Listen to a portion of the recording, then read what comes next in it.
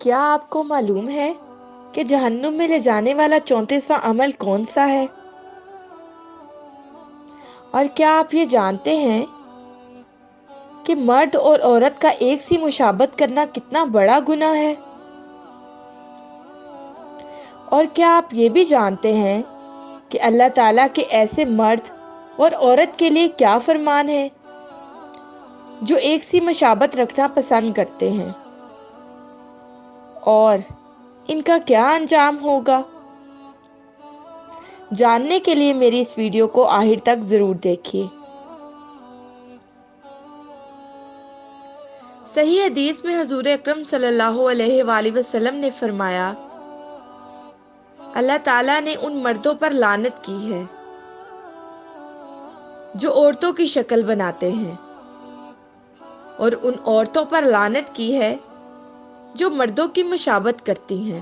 ایک روایت میں ہے، ان ہجڑوں پر بھی لعنت ہے جو مشابہت کرتے ہیں عورتوں کی، اور ان عورتوں پر بھی لعنت ہے جو مردوں کا لباس پہنے یا ان کی طرح بات چیت کریں۔ اس جیسا مضمون دوسری روایت میں جو ابو ہریرہ رضی اللہ تعالیٰ عنہ سے ہے، اس میں بھی یہی الفاظ ہیں کہ جو عورتیں مردوں کا لباس پہنے ان پر بھی لعنت، یا مرد عورتوں کا لباس پہنے۔ عورت اگر مرد جیسا لباس پہنتی ہیں تو وہ مردوں کی مشابہت کرتی ہیں، لہٰذا اگر طاقت ہے تو اس کو اس فعل سے روکا جائے۔ قرآن میں حکم ہے، ایک حدیث میں ہے، ہر ایک تم میں سے حاکم ہے اور ہر ایک سے اس کی رعیت کے بارے میں اور ماتحتوں کے بارے میں پوچھا جائے گا۔ ایک حدیث میں آپ صلی اللہ علیہ وآلہ وسلم نے فرمایا، وہ مرد برباد ہو گئے جو عورتوں کے مرید بن گئے۔ حضرت حسن فرماتے ہیں، جو مرد عورتوں کی اطاعت کرتے ہیں وہ جہنم میں اوندے منہ ڈالے جائیں گے۔ ایک حدیث میں حضور اکرم صلی اللہ علیہ وآلہ وسلم نے فرمایا، وہ عورتیں جو باریک لباس پہنتی ہیں لوگوں کو مائل کرتی ہیں، اپنی طرف پھسلاتی ہیں، بہکاتی ہیں، پرگلاتی ہیں، یہ نہ جنت میں داخل ہوں گی نہ ان کو جنت کی خوشبو آئے گی۔ عبداللہ بن عمر رحمۃ اللہ علیہ کے پاس ایک عورت آئی جس کے کندھے پر کمان تھی، لباس عجیب و غریب تھا۔ آپ نے فرمایا، تو مرد ہے یا عورت؟ اس نے کہا، میں عورت ہوں۔ آپ نے اس پر لعنت فرمائی۔ حضور صلی اللہ علیہ وآلہ وسلم نے ایسی عورت پر جو مردوں کی مشابہت کریں، بہت سی ایسی عورتیں دنیا میں باریک لباس پہننے والی قیامت کے دن ننگی ہوں گی۔ حضور صلی اللہ علیہ وآلہ وسلم نے فرمایا، میں نے جہنم میں اکثر عورتوں کو دیکھا۔ نیز آپ صلی اللہ علیہ وآلہ وسلم نے فرمایا، ہر امت کا ایک فتنہ تھا اور میری امت کا فتنہ عورت ہے۔ مردوں کی مشابہت کرنا باعث لعنت ہے۔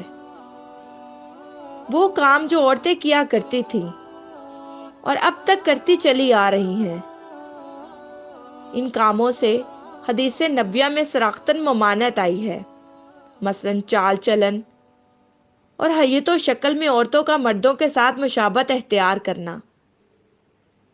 نیز مردوں کا عورتوں کی حیت و شکل اور حرکات میں ان جیسا بننا، ایسے مرد اور عورتیں ملعون قرار دی گئی ہیں۔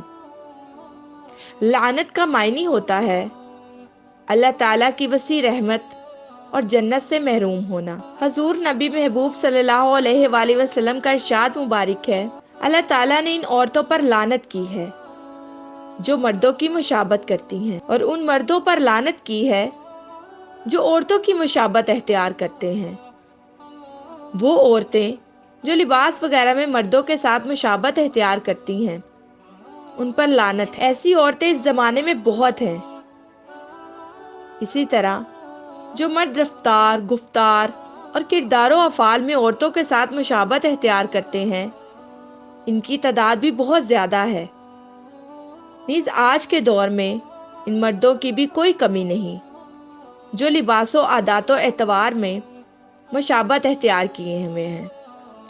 جو عورتیں مستحق لعنت ہیں ان میں سے ایک وہ بھی عورت ہے جسے اس کا خاوند ہم بستری کے لیے بلائے لیکن وہ انکار کر دے اور کہے کہ میں حالت حیض میں ہوں۔ حدیث پاک میں مغسلہ عورت سے یہی عورت مراد ہے۔